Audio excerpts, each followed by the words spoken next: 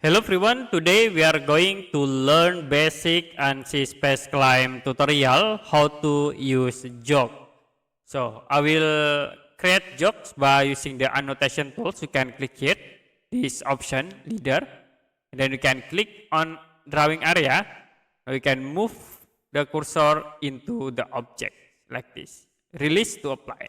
I will create again from this point into here. If you want to add text, you can use the node tools and you can click in this point.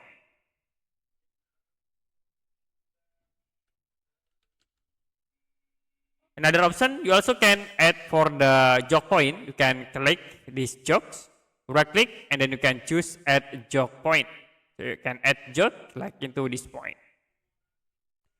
Or you can change for the joke arrow, you can select, right click, and then you can choose arrow style.